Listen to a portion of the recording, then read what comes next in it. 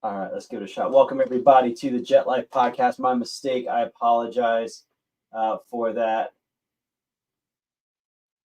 All right, hey Courtney, how's it going? All right, hello everybody, and welcome to the Jet Life Podcast. My name is Tom Lelio. I'm your ultimate jet guy. Today we're pulling back the curtain on aircraft purchase agreements. When it comes to a deal, this is the Bible. This is the guidebook. This is everything when it comes to a deal. I remember when I was working for another brokerage and something would happen in the deal. Somebody wouldn't do something, or something would break, or somebody would forget to honor a timeline. I would go back to my managers and say, what do I do? And they would say, what does the APA say? What does the aircraft purchase agreement say? We're going to see what it is today. So let's go ahead and take a look. I'm going to be pulling up for you guys. I'm going to be pulling up for you a template from, I'm going to give him a shout out. Hopefully I don't get in trouble for this, but I'm going to give him a shout out. And I'm going to show you guys the template from a great organization by the name of Glada. And when you join Glada, it's an awesome organization. When you join Glada, you get access to a template. And the value of this is that it would normally cost, a lot of money for you to have a lawyer to take a look at, a document for you. But here with Glada, you get access to it. You also get access to a smaller version of this. So because this is a 30 pager. And the reason I want to share it with you guys is because it's thorough. It's beefy, it's thorough. We're going to go through this whole thing today in 30 minutes, 1 minute per page. But, I want to go through it because this is what you would need for like a huge deal, because it outlines so many things. So let's go through it. Let's go in depth. Let's see what's going on. Let's get started. So the aircraft purchase agreement, it has to have a date. That's what this is for. It's got to have the parties. Who's the buyer? What's their address? Who's the seller? What's the story? Witnesseth. Now, look, end of the day, you can draw up your own contract as long as it has some of this stuff in it. So some of the verbiage, like, I'm not saying you need like the exact verbiage, but it's helpful. So, okay, so here, basically, what are we doing here? Okay, the buyer agrees to buy, the seller agrees to sell a specific document. Great. All right, here's what the aircraft means. We're talking about the specific aircraft, make and model, the serial number, engine, APU, if needed, registration number, serial numbers, everything that's included in there, boom, boom, boom, all that stuff. Okay, and in fact, it even goes so far as to set forth an Exhibit A. So when you scroll down, you'll see there's like a full spec sheet within this purchase agreement. And the reason for that is so that everybody knows exactly what they're getting in the deal. There's no question. Hey, do the life rafts come with the deal? Isn't an Exhibit A? Hey, do the covers come in with the Exhibit A, aircraft specifications? Does the lifeboat that's in there come with it? Do the engine covers come with it? Well, it's all in Exhibit A. If it's in Exhibit A, then yeah. And I've gotten burned here when I've had this in a contract because I put something like EOS masks on the spec sheet and they weren't there. That's $10,000. That would have cost the seller $10,000 if we didn't catch it. I've had it in there, like I've told you before, life rafts, and life rafts were not, delivered. So I had to pay them money to, for the life raft. So yeah, make sure with the specifications, make sure that those are right, because you can put somebody somebody can be in trouble, a buyer or seller. All right, here's what aircraft documents means. And you don't need that. Like my short form version doesn't have all these definitions, right? So the JLA one doesn't have now this is helpful, and you can see why it's helpful because it defines everything. Registration application, technical acceptance. What does the airframe mean? Airworthiness certificate. What does airworthy mean? It's in an airworthy condition as set forth in the FAA regulations. Is in mechanical condition required to be issued an airworthy certificate for operation under Part 91. It's in compliance with all mandatory maintenance and inspection requirements, service bulletin, airworthiness directives, service bulletins, and there's no discrepancies exist that require rectification prior to the aircraft being returned to service. Boom. That's what airworthy means. You want to have that definition, especially if part of the contract is you have to deliver the aircraft airworthy. Right? What's an APU, MSP? So all these definitions go into it. Anything else I want to point out here? Delivery condition. Again, we go to Exhibit D. So let's scroll all the way down and see what Exhibit D looks like. Exhibit A, B, C. So there's the exception. Annex A, D. So there's a delivery receipt, making sure that the times and cycles are accurate when it's received. All that stuff. All right. Okay, so we go into definitions. Trying to see if there's anything else that's kind of a big international registry. So international registry located in Dublin, Ireland, established pursuant to the Cape Town Treaty. Let's see if they did the Cape Town Treaty up here. Yep, Cape Town Convention means collectively the convention and the aircraft protocol. Hey, what's going on, Glada? Hey, it's okay. That's like you guys. Christine, y'all never hear. I'm showing how awesome Glad is because y'all have these amazing, documents and they're so thorough.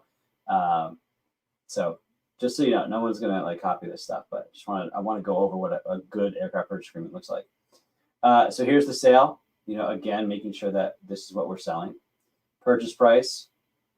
Now, if you're wondering what the good purchase price is, I want to share with you guys something real quick. This video, and a bunch of videos this month are sponsored by VREF. And so if you want to make sure you're getting a good deal on an aircraft, whether you're buying or selling, definitely check out VREF. I want to share this quick advertisement. Sorry for the interruption. I just had the opportunity to speak with Jason Zilberbrand over at VREF, and they are launching their brand new VREF 3.0. VREF is the trusted resource that many lenders will use to provide a valuation on an aircraft. With 3.0, they're introducing a more mobile-friendly interface. You're going to be able to connect with brokers and owners. You're going to be able to get instant valuations. You're going to be able to find out information about aircraft that are currently for sale and historical data as well. Whether you're a broker or a buyer, having access to reliable information when it comes to market trends and it comes to aircraft valuations is extremely important. So if you want to check it out and even get 10% off, you can go to go.theultimatejetguide.com/VREF for more information. Thank you so much, VREF, for sponsoring this video. So definitely check out VREF if you're looking to make sure you get a good value. Also, shout out, Glad is in the house. They're using our member documents, and I was just showing them, it was an incredible starting point when I first started out as a broker. So shout out to Glada. Go check them out. I believe they are at Glada. Is it Glada.com? Glada Aircraft Brokers. Let's see. It is Glada.aero. That's right. So I'll give them a shout out. Just so we're all on the same page. Hold on one second. Let me share this with you guys.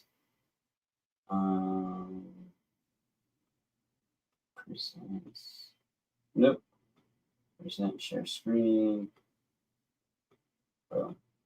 So I just want to show you guys. This is Glada.aero. It's if you're an aspiring jet broker, this is where you need to go.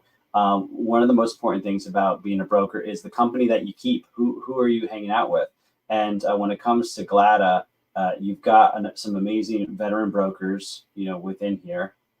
And not only that, but like check out the members, the directory. You're hanging out with people like VREF is one of them. Some big names here. Let's see, Jet Advisors, Stevens, Aero. I mean, that's a big deal. BW Fly, shout out to them. I know they're on YouTube as well. VREF is here within Glada. Hertz, Jet Life, Aero, Woot Woot. TVPX is huge for trusts. They're a big player. Insured Aircraft is a great what's the word I'm looking for? Escrow company. Amstat is a good service. Equus has been around for a while. They're a great brokerage. Embry-Riddle. So I share all this because globalair.com, you've seen me reach them before. Plain Facts, Jet Loan Capital, Flying Media. So sorry. And last one, Crew Chiefs. Great for pre-buys. So I share this with you guys because it's important to who you keep. So if you're going to be, a broker, like joining a group like Glada is very accessible. Thanks, Courtney. Yeah, they're very accessible, and they're just good peoples. Courtney, thanks for sharing that the website Glada.arrow. Anyway, so we're checking out their member documents that comes with membership. So you have a template here, and let's go into the inspection. Okay, what's the aircraft condition? So how do we want this aircraft delivered? Well, it's got to be eligible and have a current and valid airworthiness certificate. So that means if you're importing it from another country, in order for them to take delivery of this aircraft, we need a United States C of A. So we need a DAR. We need a representative to go over there to make sure that this aircraft is indeed airworthy for the United States. In airworthiness conditions suitable under Part 91, now maybe you need to change that to 135 if you're working for a charter operator, but this means that everything is working in accordance with the manufacturer's specifications within tolerance and limitations according to manuals, with each of the engines able to produce its rated takeoff power in accordance with all maintenance manuals. So airworthy condition means look at the manual, like they all have tolerances. So when you go and you check out, let me just put them over there. So when you go and do the pre-buy, you might see cracks in the windows. Like that's okay. There's within tolerances, but it was and the maintenance manual will say, okay, if it's this much, you're good. If it's this much, no bueno. So this is saying that, like, listen, it's really not a matter of opinion where like one mechanic says it's airworthy and one mechanic says it's not airworthy. This is what the maintenance manual says. So we're not just so we're all clear. All right, so clear, current on all programs, compliance with airworthy directives, ADs, SBs, no parts on a temporary loan, so you can't sell the plane with a loaner engine on it. It's got all documents. Documents were defined above, up there, logbooks, manuals, flight logs, whatever you want. Make sure that the programs are paid through, engine programs, pro parts, airframe programs, that sort of a thing. And maintenance tracking programs as well, make sure that those are paid through. And, equipped as specified in the aircraft specification with no more than blank flight hours. So just making sure that, once it goes under contract, we're not going to put an extra 100 hours on the aircraft, and no material corrosion. This is important. It's defined up here. And I just want to go back to it, especially living in Florida, having a couple of Florida birds, we see corrosion from time to time. So let me see. Okay. Means corrosion or history of corrosion outside the manufacturer's in-service limits. And that's determined by the inspection facility that A, cannot be repaired, rectified, or terminated on a non-recurring basis, such that it can be returned to service without a requirement of repetitive recurrent inspections, which deviate from the manufacturer's recommended inspection program, and 2, required modifications to the component life limitations, or B, the repair with which constitutes material damage. So material corrosion, either it's so bad that it damages the airplane, or it's so bad that you can't fix it without having to. This is a recurring problem that's outside what the maintenance manual tells you to do. So that's what material corrosion is. It's not any sign of corrosion, because especially Florida planes, if it sits outside, there will be signs of corrosion. That's not necessarily material corrosion that would kill a deal. In this section, we outline the pre-purchase inspection. Now, the whole point of this, the reason I'm showing you this, is because you need to put in here like what you want for your deal. So whatever the seller and buyer agree to. So this could be, you could put in there, hey, it has no corrosion whatsoever. If buyer and seller sign it, then off you go. That's what you're going to be stuck with, no corrosion. But if you just want material corrosion, that's what. So pre-purchase inspection, we have to put in there, there might be a preliminary visual. So we sign the agreement, but I want to go look at it first. That's fine. Then you tell them after the preliminary, if you want to keep going, move forward and have a full pre-purchase inspection. If what happens if you back out, the deposit goes back to the buyer. If buyer fails to provide a written notice, seller may terminate. So, hey, again, you can just put in here like, hey, the pre-purchase inspection will be a borescope, logbook review, test flight, and that's it. Like, and it could be like your purchase, your APA can be like one page, but this is showing the importance of going really in depth with it so that you guys know exactly what happens in the deal. So if you don't put anything in there, what happens if the guy looks at it? So if you don't have something like this, if buyer fails to provide written notice of election, seller may terminate the agreement anytime after the expiration of the time. Okay. If you don't have this, what happens? And let me just come talk to you. If you don't have this, what happens if somebody comes look at the aircraft? You have the aircraft under contract, right? So you sign the APA, it's under contract, but you don't have this phrase in here. So then the buyer comes and looks at the aircraft, and 3 days go by, and then the buyer doesn't say anything, and then another buyer comes along and makes a better offer or just a different offer, and the seller says to himself, well, I haven't heard from the original buyer, so I guess he's no longer interested. Sure, buyer number two, I'll be happy to enter into a contract with you. And he goes ahead and he sells the aircraft or just goes under contract with them. And then the first buyer comes back and says, hey, dude, like, what are you doing? I never said I didn't want the aircraft. And you're like, well, you ghosted me. I didn't know what was going on. Like, were you going to talk to me or what? And he's just like, well, no, I had some other things. You know, my family got sick and yada, yada, yada. And you're just like, well, wait a minute. Like, what do we do here? And this is where you get into hot soup. If you don't have a line like this. In this case, if the buyer failed to provide a written notice of whether or not to have the inspection within the allotted time frame, seller may elect to terminate this agreement and any time after the expiration of the time frame. So this gives the seller an out. So, you know, it's important. Aircraft available for inspection. So this is saying the seller has to make it available within 10 business days. This is what we're going to do. Logbooks, maintenance records, reports, wiring diagrams, materials. We're going to review all that. Where's it going to take place? How long is it going to last for? Test flight. What's the details there? 1.5 hours. Who's responsible for paying for the inspection? Who's responsible for relocating the aircraft? If you're taking it to a service center, who's paying that bill? These are all things that get banged out in the APA. Once you've finished your inspection, okay, what are the choices? What can the buyer do at that point? They can either accept it, they can reject it. So they can accept it, they can reject it, they can conditionally accept it. They can provide the seller with a discrepancy list that he wants to correct. For the purpose of this agreement, discrepancy list at the total revenue. So now you get into, okay, well, how much is he going to fix? Well, it can be real simple. You got to fix airworthiness stuff, and you go back to the definition of airworthy. Some sellers don't like being open to that liability, so they'll say, "I'll fix airworthiness stuff up to 10,000, 20,000, 50,000. I'll fix whatever's wrong with it up to a certain amount." And there's no right or wrong answer there. I mean, it's every single deal is different. So if the buyer and seller agree to it, well, then the seller has to understand that he's liable up to $50,000. Buyer understands if there's a $500,000 bill, he's liable, for the other half. And you can put in there like it. So the other thing that's in here, I don't think let me see. Okay, so if the total cost exceeds blah blah blah, seller may elect,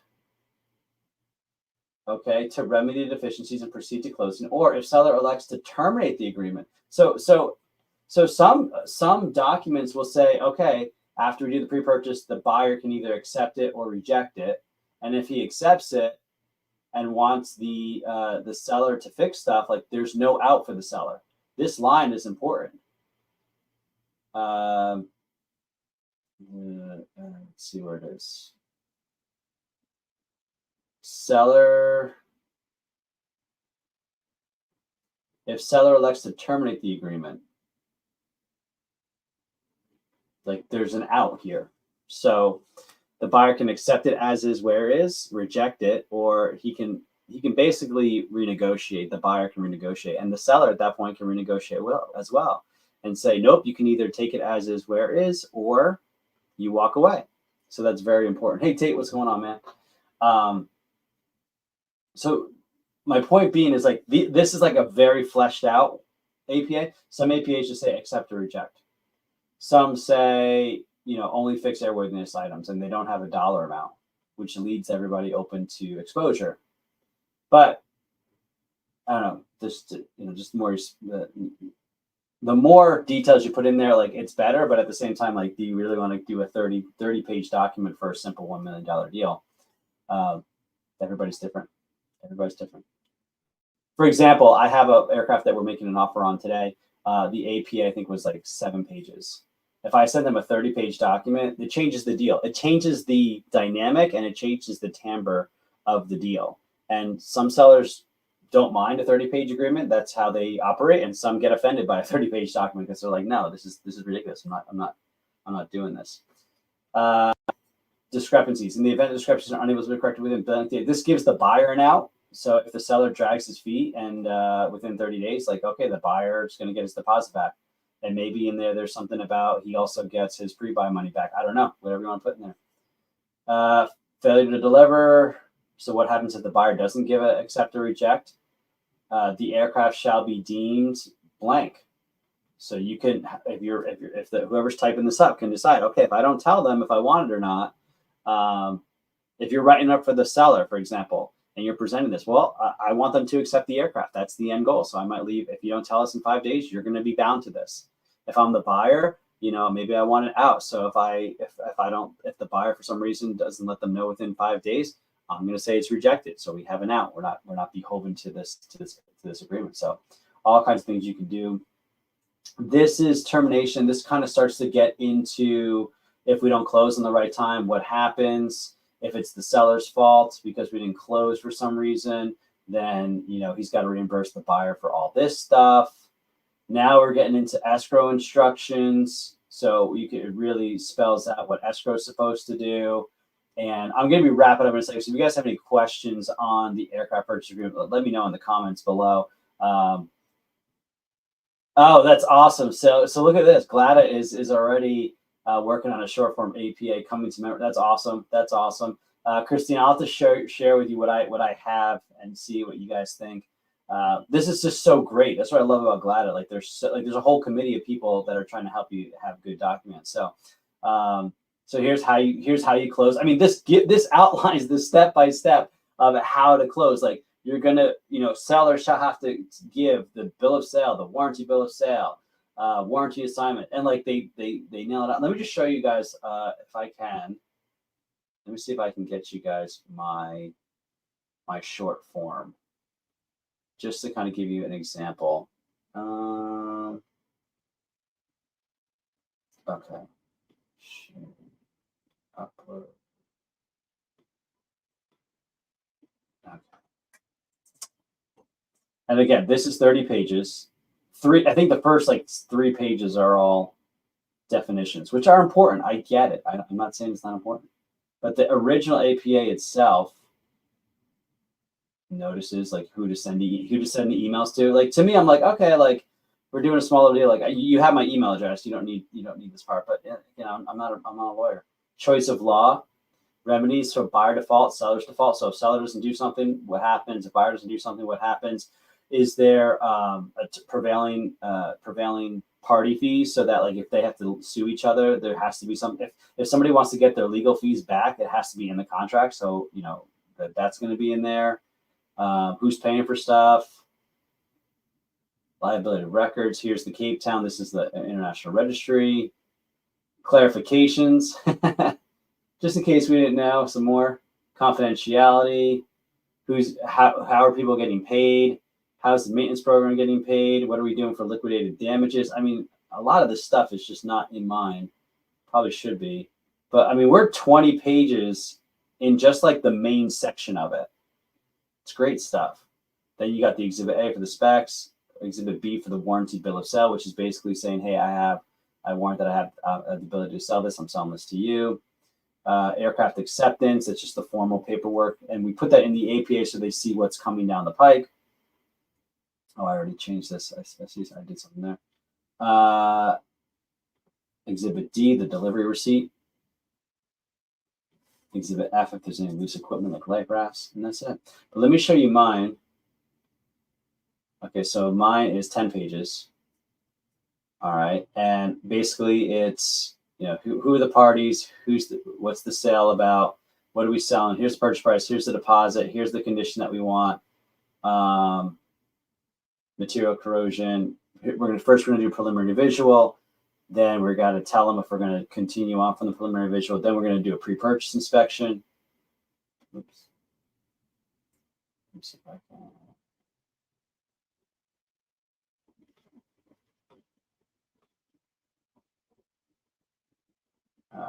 Okay, I'll fix that later. Unless maybe I'm lucky, that'll change it. Okay, acceptance or rejection. So I have it so they can accept, reject, conditionally accept. Sometimes I will get rid of C if seller elects to terminate. So basically, this says, the seller may elect within 2 business days to remedy it, to terminate it, What happens if they terminate it? And then actually, this should be here. Oh, I see why I did that. Okay. But sometimes I'll remove this. Sometimes I'll take this out so that there is no conditional acceptance. You either accept it as is where is, or you reject it. That's it. So you can kind of mold the APA by the deal. And I always tell my buyers and sellers that this is just a template. I'm not a lawyer. Have someone look at it from your party because you're signing this. I'm not a party to this. This is you and the other guy. Here's the closing procedures, the warranties, international registry. And that's it. So the main thing is only 6 pages, 5 in the signature page. Then Exhibit A, aircraft specs, acceptance or rejection, warranty bill of sale, delivery receipt. That's it. All right, guys. So that's it. I hope that was helpful for y'all. And, again, if you have any questions, I highly encourage you to go check out the Circle community if you haven't already. First of all, also don't forget to subscribe to the channel. Greatly appreciate it. But go ahead and check out the Circle community, circle.jetlifearrow.com. This is a place for you, aspiring brokers, current brokers. It's within the discussion tabs. You can, if you have any questions on documents, like, hey, send us a message. Be like, hey, I don't understand how to put this in a document. Where does this go? That's a great spot for the discussions. We've had a couple of great questions. Somebody was asking how to make sure you don't get scammed. People are posting news that's going on in the aviation community. So go to circle.jetlifearrow.com. It's free, and you can join the discussion, and we're here to help you out. So with that, don't forget to click the like, subscribe button, and we'll catch you later. Have a great day, guys.